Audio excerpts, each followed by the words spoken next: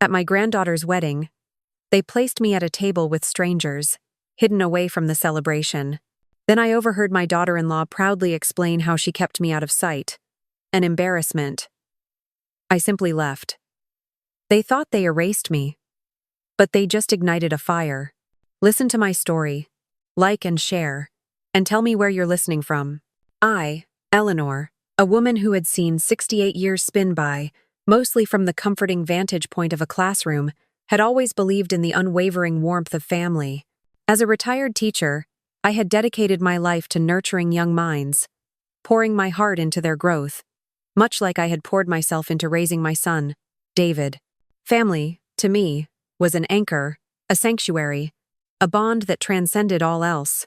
Yet, on a crisp autumn evening, within the walls of a grand wedding venue, that cherished belief was not merely tested, but shattered into irreparable fragments. The first tremor had been subtle, easy to dismiss at the time. The wedding invitation for my only granddaughter, Clara, arrived in my mailbox barely 3 weeks before the big day. It wasn't addressed personally, but rather to Mr. and Mrs. Holmes. A polite formality for a woman who had been a widow for 15 years.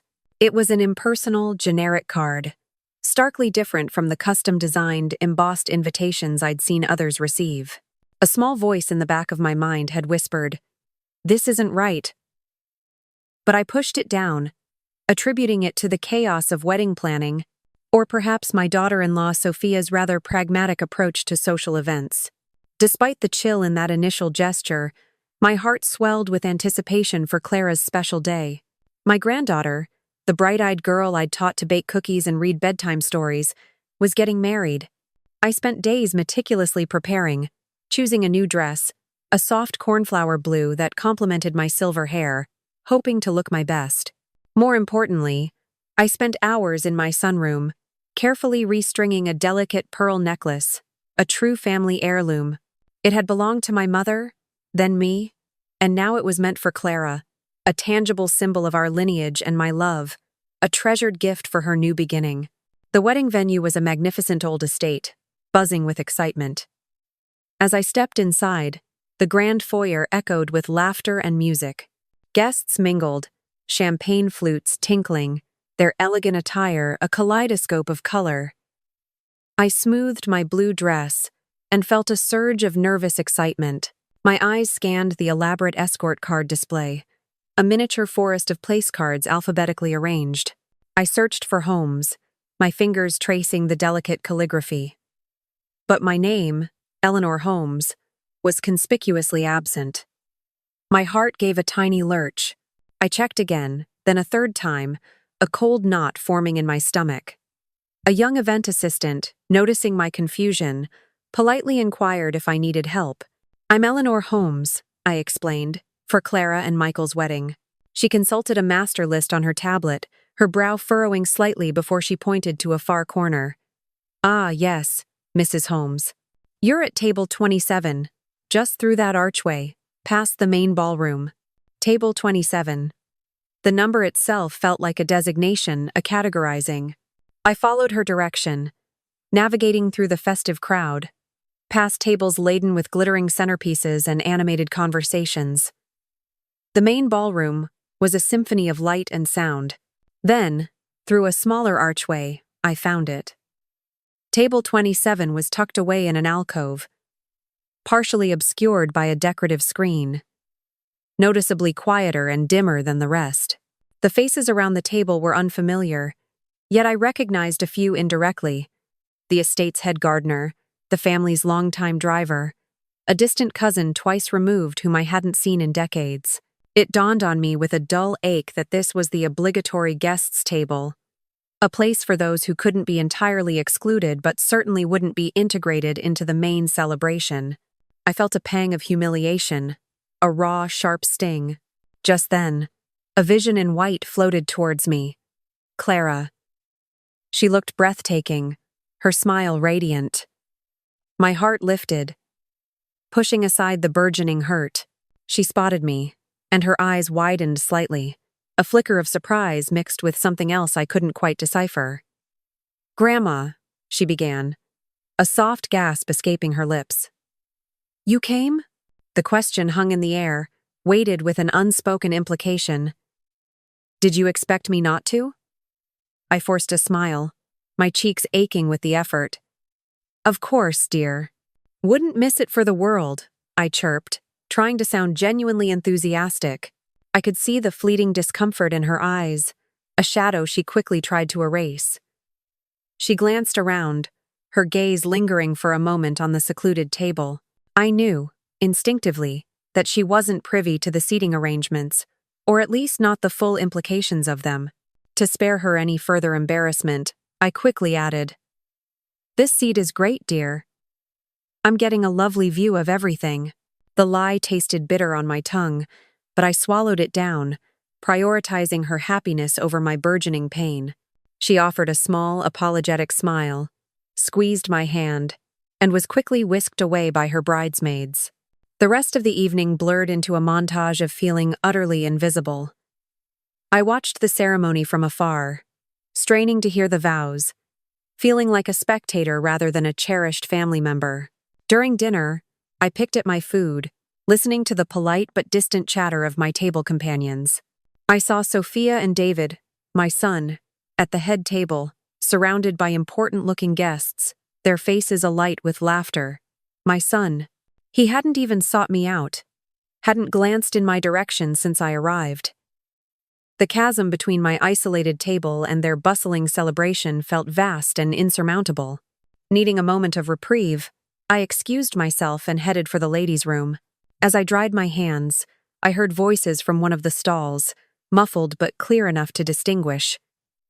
It was Sophia's distinct, slightly high-pitched laugh. My daughter-in-law, and she was talking about me. Honestly, Karen. Sophia's voice drifted out, laced with a familiar note of dismissiveness. It was the only way. Placing her far back was David's idea, really. We just couldn't have her front and center, you know. It would have been an embarrassment. My breath hitched. My hands froze at the faucet. Embarrassment. The word echoed in the small, tiled space, striking me with the force of a physical blow. Sophia continued, completely oblivious to my presence. And I had to instruct the photographer to be selective with his shots. I told him, limit photos of David's mother. Please. We want the albums to reflect our closest circle, our important connections. She giggled, a sound that now grated on my nerves like sandpaper. My heart didn't just ache, it shattered. It fragmented into a million tiny, painful shards. An embarrassment. Undesirable. A burden to be tolerated. Hidden away like a shameful secret. And David, my son, my own flesh and blood, was a willing participant in this calculated cruelty. The pearl necklace, carefully crafted for Clara, felt heavy in my purse, a tangible weight of my foolish devotion. A cold, steely resolve began to form amidst the rubble of my broken heart. I quietly slipped out of the bathroom, my movements automatic. I walked, not back to table 27, but directly to the gift table. I took out the heirloom pearl necklace, placing it carefully atop Clara's gift box. Then, I pulled out the generous check I had written, a significant sum intended as a loving start for her new life, and laid it beside the pearls. No note. No grand gesture, just a quiet, dignified departure. I left the wedding as silently as I had arrived, blending into the cool evening air. The valet brought my car around, its engine a low hum in the quiet night. As I drove home, the initial tears that streamed down my face quickly dried, replaced by a chilling clarity. The humiliation, the blatant disrespect, the outright dismissal of my worth, it coalesced into a fierce, unwavering resolve. I would never allow myself to be treated like this again. The thought resonated through me, firm and unyielding. If they saw me as dispensable, then I would be exactly that. Absent. Absent from their lives, their events, their expectations. This would be my last humiliation. From this night forward, I would rewrite my own story. One where Eleanor Holmes was not an embarrassment, but a woman in control of her own narrative. That night, sleep was an impossible luxury. The grand wedding venue, the laughter, the distant strains of music. It all replayed in my mind. Each scene a fresh stab. I sat in my armchair, the quiet hum of the refrigerator the only sound in my small house. Around me, framed photographs, relics of a bygone era, stared back from shelves and tabletops. They were artifacts, I realized, of a past where I genuinely mattered, where my presence was not just tolerated but cherished. I ran a trembling hand over a dusty silver frame, the glass cool beneath my touch. My gaze landed on Sophia's graduation photo from Briarwood College. Her smile was wide, triumphant, framed by the academic cap and gown. The sight of it brought a fresh wave of something akin to betrayal, then a tide of memories, decades of sacrifice that had brought her to that very moment. I remembered the endless nights, the bone-deep weariness, all for that smile. I had worked 3 jobs back then, patching together my teacher's salary with evening shifts at a greasy diner and weekend legal typing, just to cover her college application fees, tuition, and living expenses. Every dollar was earned with aching feet and strained eyes. It had been 15 years since my late husband, Arthur, passed away so suddenly. One moment he was there, filling our home with his booming laugh and quiet strength. The next, he was gone, leaving a gaping void. His death meant I was not only left to navigate the world as a widow, but also became the sole parent responsible for Sophia's future. Later, I would be Clara's only grandparent on my side of the family. Arthur had been a man of quiet ambition, and his greatest dream was for Sophia to attend Briarwood College, a prestigious university known for its rigorous academic programs. His unexpected death hadn't just taken him from me. It had left me alone to fulfill that promise, a sacred vow I felt bound to uphold. To make ends meet and ensure Sophia could chase that dream, I sold our only car, a sturdy sedan that had served us faithfully. The evenings at the diner were a blur of clattering plates, spilled coffee, and polite smiles forced through sheer exhaustion. The scent of fried food clung to my clothes, a constant reminder of the long hours spent on my feet. During the weekends, I hunched over legal documents, typing until my fingers ached and my vision blurred, the monotonous rhythm of the keyboard echoing the emptiness in my heart. The physical ache was relentless, but the emotional ache, the loneliness of doing it all without Arthur, was far heavier. I remember one particularly difficult semester, Sophia called, her voice tinged with guilt.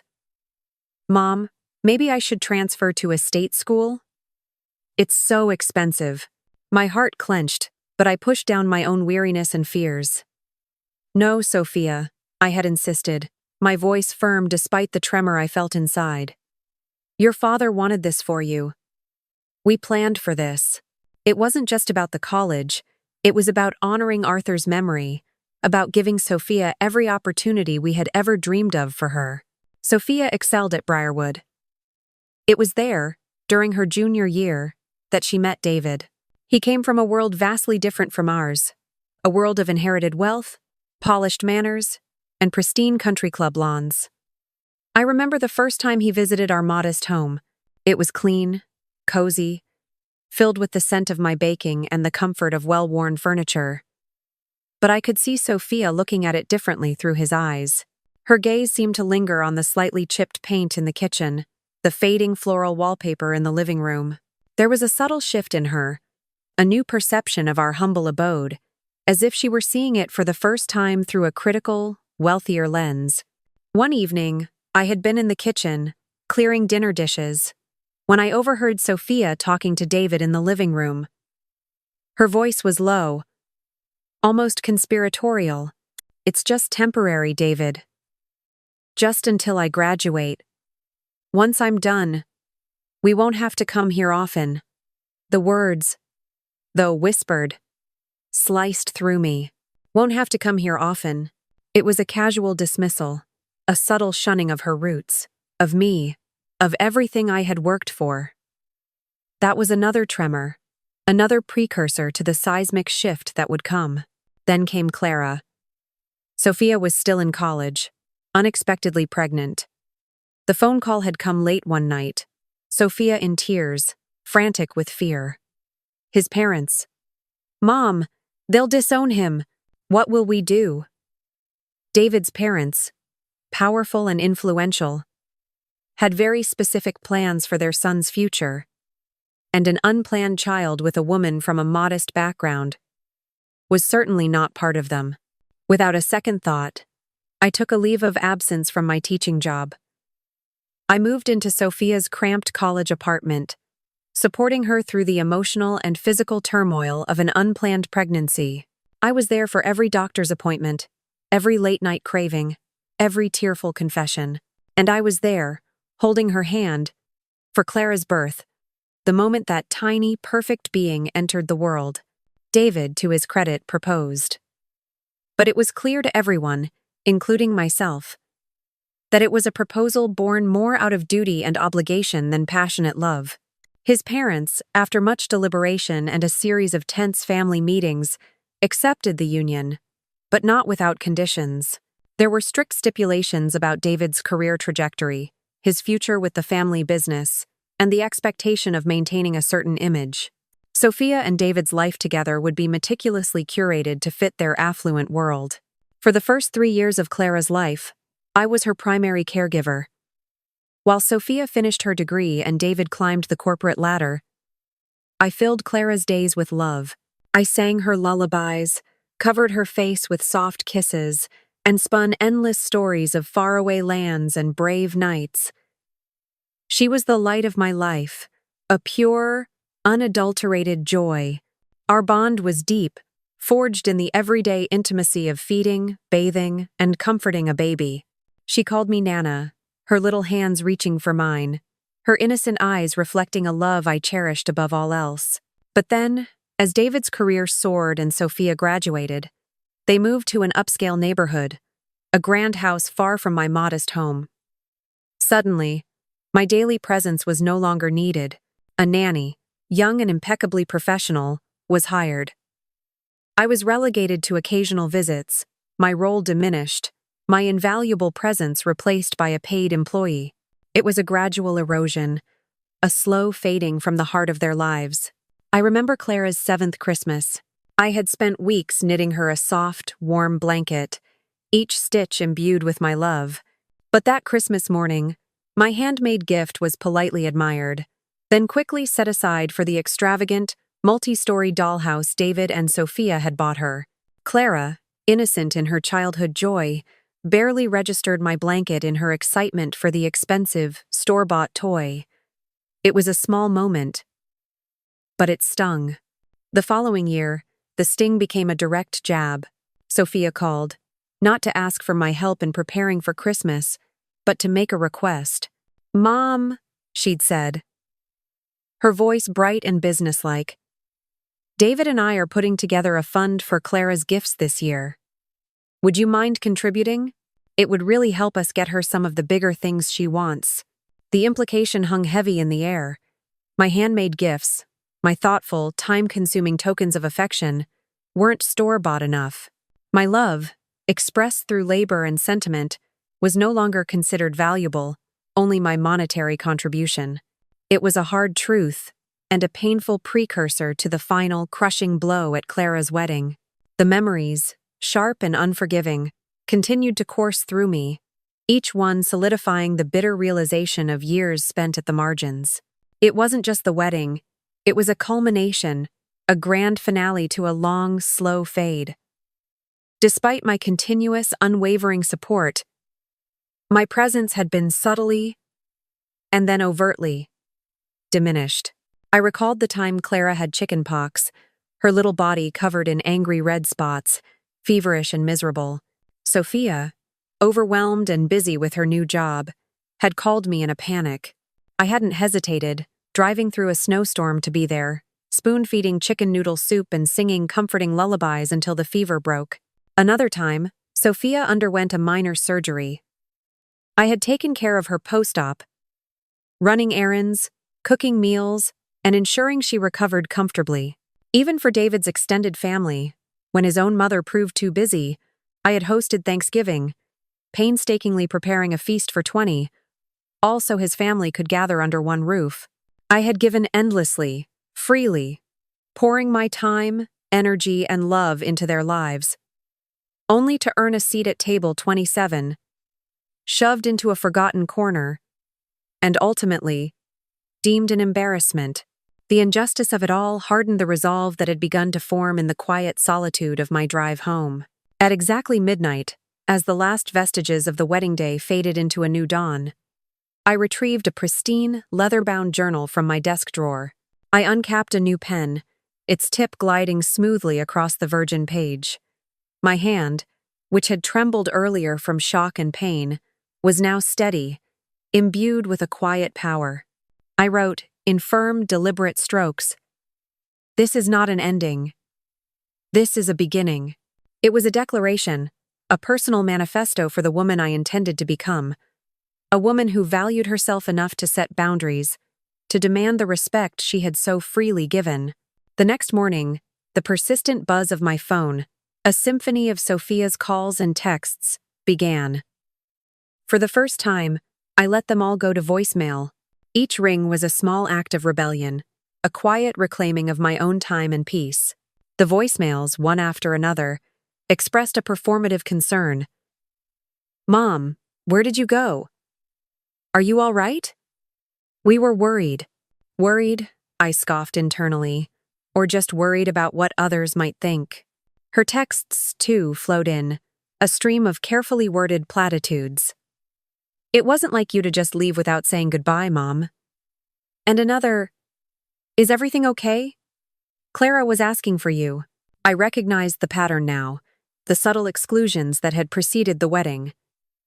A pre-wedding brunch I hadn't been invited to, only learning of it through an Instagram post.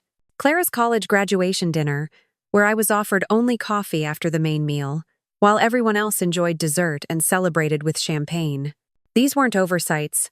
They were intentional, subtle slights designed to communicate my diminished status.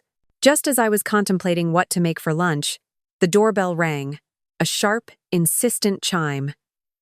I peered through the peephole. Sophia stood on my porch, her face a mixture of annoyance and feigned concern, her designer handbag clutched tightly in her hand. She hadn't even called ahead. She clearly expected me to be waiting, readily available. I took a deep breath, steeling myself. I opened the door, but only enough to frame myself in the doorway. I didn't invite her in.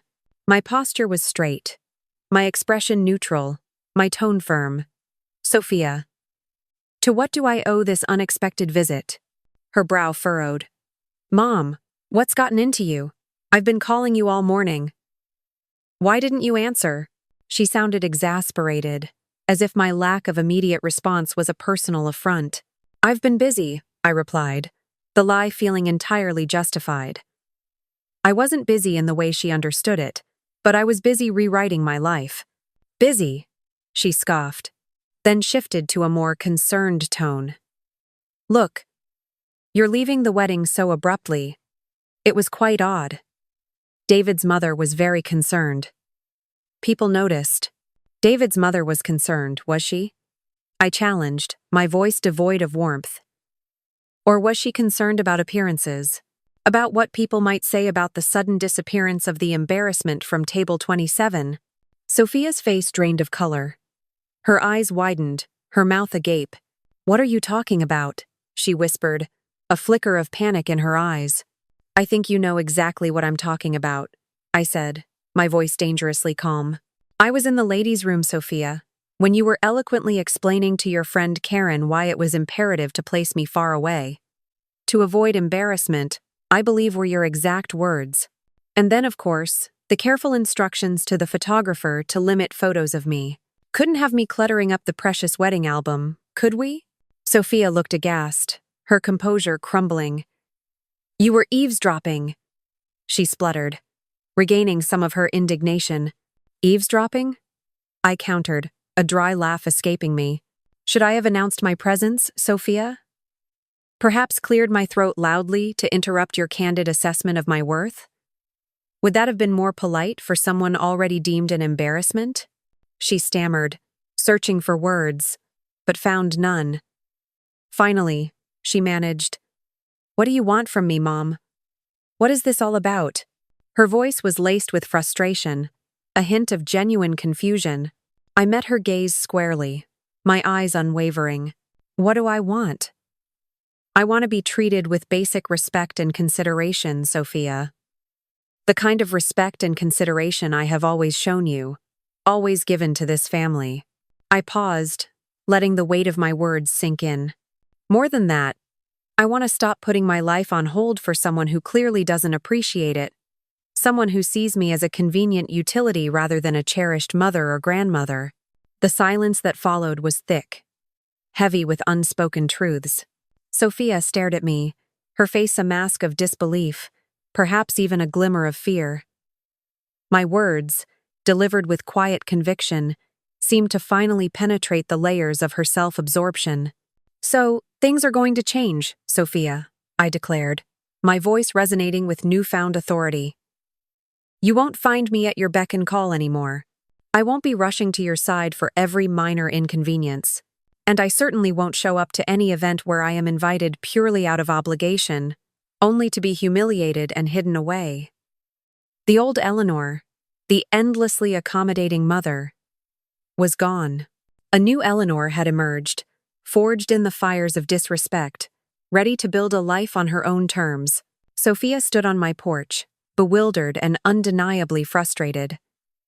The woman who had opened the door was not the pliable, ever-present mother she had always known. She saw a stranger, a formidable woman with an unyielding gaze. After a moment of uncomfortable silence, she simply turned and left, muttering something about Clara and Daniel's post-wedding brunch. Even in her distress, appearances, it seemed, still trumped genuine connection. My words had stung, but the social obligations of her world clearly took precedence. As her car pulled away, I closed the door, a sense of profound calm settling over me. I returned to my notebook, my blueprint for a new life. The pages were no longer just blank paper. They were fertile ground for dreams long deferred. My life would no longer orbit Sophia's family, revolving around their needs and desires. It was time for my own axis. The first practical step was financial. I walked over to my desk and pulled out my savings passbook. The substantial sum I had carefully set aside, initially intended for Clara's wedding, a down payment on a grand future for her, was now earmarked for a different purpose. My own happiness. It felt both liberating and poignant to reallocate those funds, a tangible severance from old expectations. First, I reclaimed a forgotten passion. I had loved watercolor painting in college, but life, motherhood, and responsibility had gradually pushed it aside. That afternoon, I enrolled in an introductory watercolor class at the local community center. The class started on Tuesday evenings, precisely the time I usually spent cat-sitting for Clara and Daniel, a task I had routinely performed for years without question. The thought of exchanging cat food and lonely quiet for vibrant colors and creative expression brought a genuine smile to my face. Next, I booked a trip. Not a modest day trip, but an adventure, a week-long guided tour of the Grand Canyon. It was a dream Arthur and I had shared, a promise whispered under starry skies that we never had the chance to fulfill. I paid the deposit, the transaction feeling like a bold declaration of independence. Over the next few days, Sophia's texts continued, a mix of mild irritation and guilt-tripping. David even chimed in, a single text message that read, "Mom, you're overreacting. It's a wedding. Things are hectic." I ignored them all.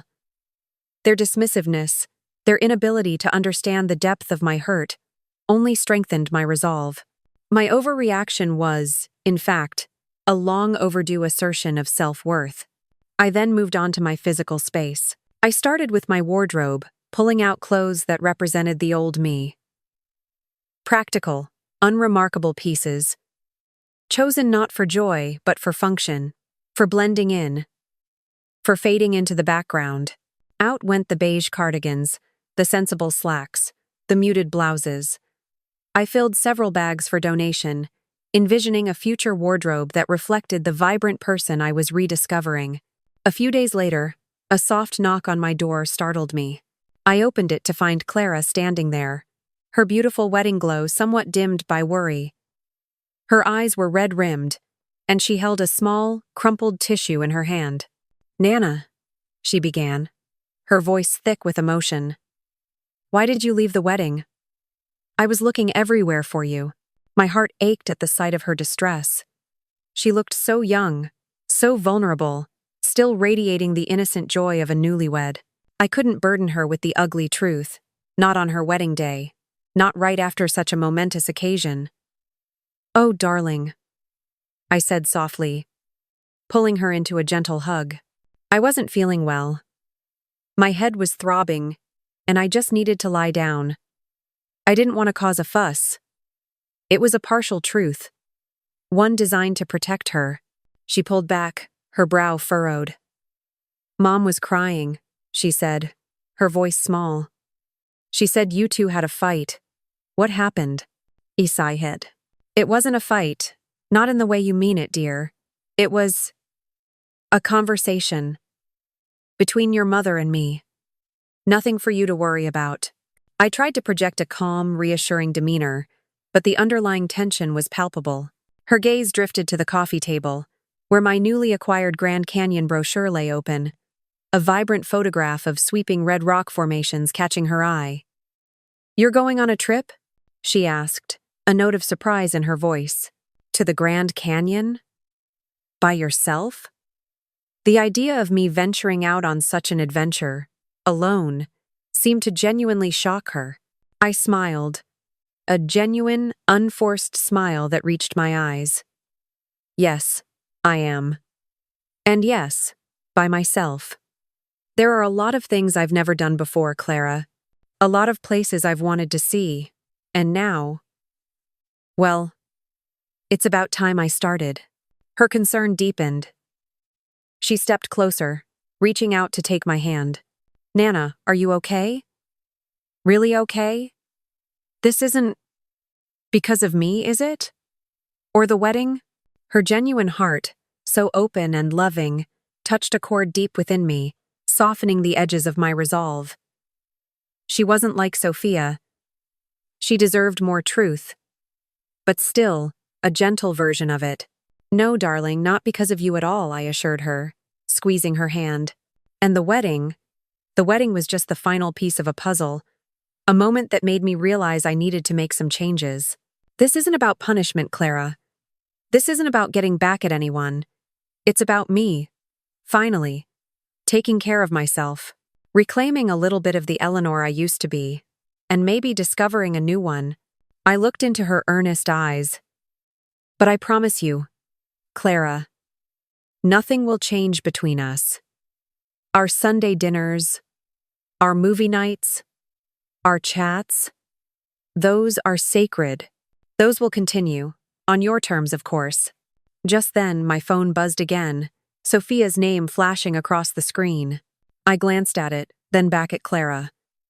"Speaking of which," I said, a faint smile playing on my lips, "I think I need to have another conversation with your mother. But this time, it will be on my terms." I picked up the phone and answered. "Sophia," I said, my voice steady and clear. "I need some time. Time to myself. Time to think. Please respect that." And then, for the first time in a very long time, I hung up the phone without waiting for her reply. The story of reclaiming my life is only just beginning, and I hope you'll continue to follow along to see where this journey takes me. If you're enjoying it, please like, share, and subscribe. Your support means the world as I navigate these new chapters. 1 month later, I stood at the rim of the Grand Canyon, the vast, ancient chasm stretching out before me, painted in hues of orange, red, and purple by the setting Sunday. The sheer scale of it was breathtaking, humbling. It was precisely the kind of awe-inspiring experience Arthur and I had dreamed of. As I gazed out, I felt a sense of peace I hadn't known in years. That evening at the Lodge restaurant, I met Margaret, a retired literature professor from New England, traveling alone just like me. We shared a quiet dinner, trading stories of our lives, our dreams, and the unexpected turns life takes. It was profoundly liberating to tell my story to someone without the weight of shared history or preconceptions. Margaret, with her wise, kind eyes, listened intently, nodding occasionally. When I finished, she raised her glass of wine, a knowing smile on her face. "To new beginnings, Eleanor," she toasted, and I clinked my glass against hers, feeling a warmth spread through me that had nothing to do with the wine. My watercolor class back home was equally transformative. Under the gentle guidance of Henry, a patient and talented artist, I rediscovered the sheer joy of creating for myself. The vibrant pigments on the palette, the flow of water on paper, the quiet concentration. It was a meditative process that filled a void I hadn't realized was so deep. I found myself humming as I painted, something I hadn't done in years. In the background, Sophia's voicemails continued their evolution. Initially, they were laced with frustration, a thinly veiled annoyance at my unavailability. Then, after a week of my steadfast silence, a new tone crept in, subdued, almost tentative. It was then, when I felt ready, that I decided to call her back. We agreed to meet at a neutral coffee shop, a bustling place designed to avoid the intimacy of a home visit. Sophia arrived looking harried, her hair slightly disheveled, her designer coat askew. Her usual polished facade was cracked, revealing a flicker of genuine distress. She took the seat opposite me, clutching her oversized handbag. "I've been trying to reach you for weeks, Mom," she accused, her voice tight with a mixture of anger and anxiety. "You just disappeared after the wedding. Didn't answer my calls. My texts. What on earth is going on?" I met her gaze calmly, a slight smile playing on my lips. "I needed some time, Sophia. And as I mentioned before, I've been busy." She blinked, perplexed. "Busy? Busy doing what? Is this some kind of crisis? Are you punishing me for what I said? For the wedding?" Her questions tumbled out, revealing her inner turmoil. I gently interrupted her, my voice soft but firm. "It's not a crisis, Sophia. I'm perfectly healthy, and in fact, I've never felt better. And no, it's not about punishment. It's about me finally making myself a priority. After years of putting everyone else first, of constantly being available, I've decided it's time to invest in my own well-being, my own interests," I continued, articulating the boundaries I had been carefully constructing. "What this means is that I'm no longer available on demand. I won't be dropping everything at a moment's notice to cater to your needs or anyone else's. I'll still be a part of your lives, of course. I'll still be Clara's grandmother, but it will be on more equal terms, with mutual respect for my time and my choices." Sophia's voice rose, a flash of her old indignation returning. "Mom, we're family. There aren't terms in family. You just are there for each other." "And that," I responded, my voice remaining level, "is precisely the problem. For too long, being there has meant an unbalanced dynamic, a one-sided expectation. It has meant my needs, my feelings, and my time being relegated to the bottom of the list." "But this is punishment, isn't it?" she insisted, her eyes narrowing. "You're trying to make me feel bad.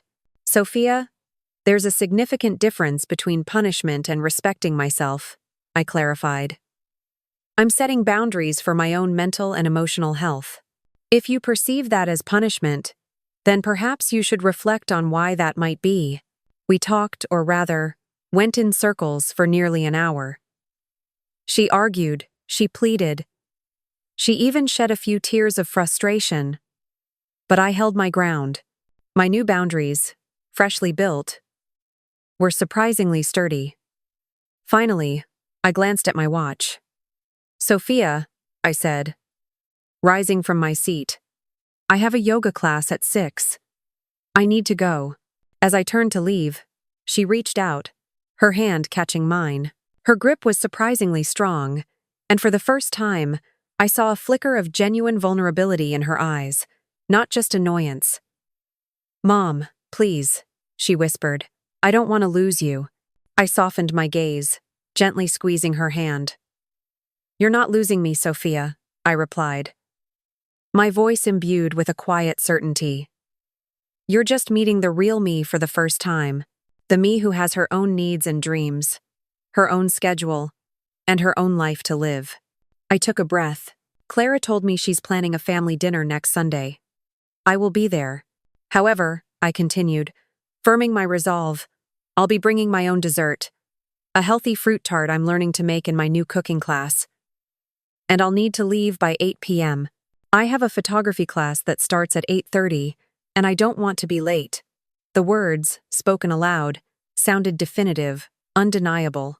These weren't suggestions, they were expectations, firmly set, a testament to the new Eleanor, embracing her independence with grace and conviction.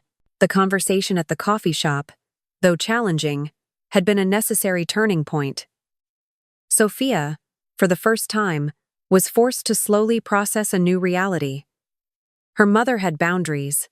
It wasn't an easy adjustment for her, I could tell, but my resolve was unshakable. For me, the immediate aftermath brought an incredible lightness. A sense of freedom I hadn't realized I was missing. I felt lighter than I had in years, as if shedding a heavy cloak of unspoken expectations and unappreciated sacrifices. In the solitude of my own well-ordered life, I rediscovered my self-worth. No longer did I feel the need to make myself smaller, to fade into the background. The woman who had meekly accepted a seat at table 27 was fading, replaced by someone bolder, more vibrant.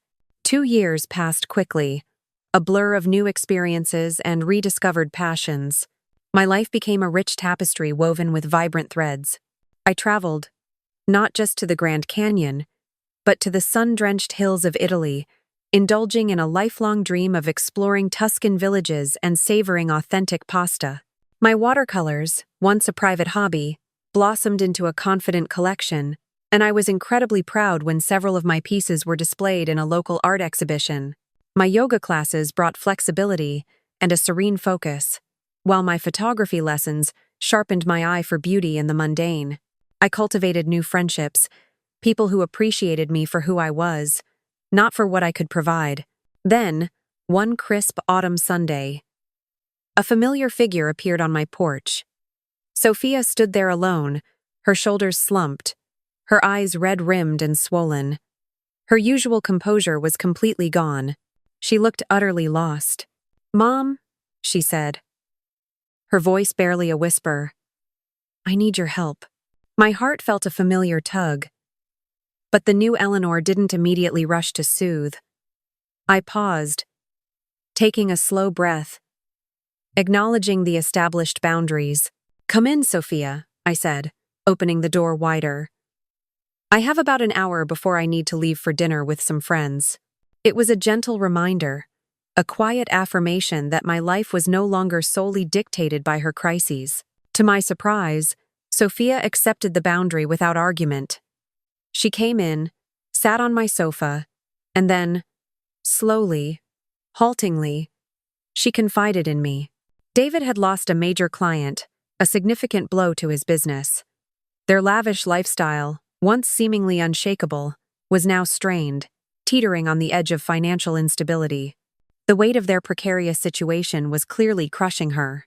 "I don't know how to handle this, Mom," she confessed, her voice cracking. "Everything feels like it's falling apart. You always managed, even when things were tight. With Dad gone, you never crumbled. You just kept going." In that moment, I saw something in her eyes I hadn't seen in years. Genuine respect, an acknowledgement of my strength. Not just my utility. It wasn't the old Sophia, demanding and self-absorbed. It was a vulnerable woman seeking guidance, not simply a solution. "Sophia," I said gently, sitting beside her, "I can't solve this for you. I can't magically fix David's business or your financial situation." I paused, letting the truth of that sink in. "But I can listen. I can offer advice, if you ask, and I can support you while you figure it out, just as you supported me when I started this new chapter of my life." To my astonishment, she looked up, a glimmer of hope in her tear-filled eyes. "That's all I'm asking for, Mom," she said, a raw honesty in her voice. Just be my mom, the way you always were before I started pushing you away."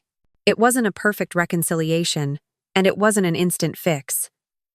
There were still moments where old patterns resurfaced, where Sophia would forget my new schedule or revert to a demanding tone.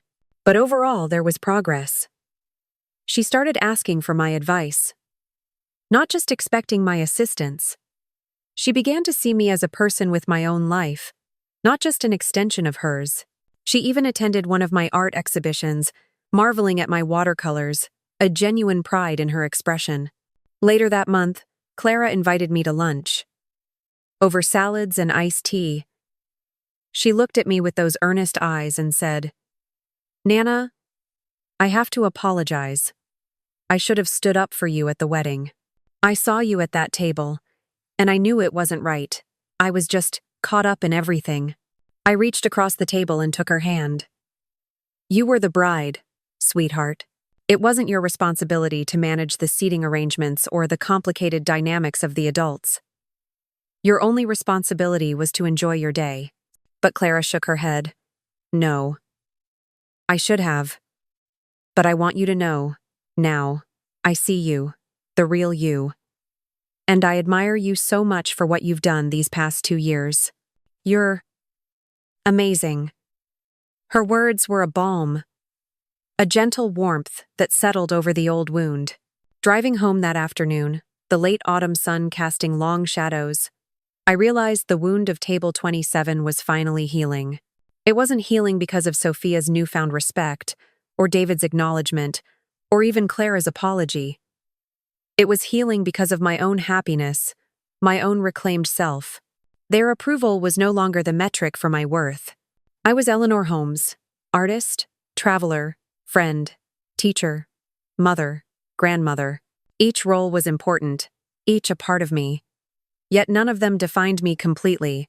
The humiliation of table 27, the painful, shattering moment of being deemed an embarrassment, had, ironically, become my unexpected catalyst for liberation. It had pushed me to choose myself, to nurture my own spirit, and to finally live a life as rich and vibrant as the Grand Canyon itself. My story wasn't just about survival. It was about thriving.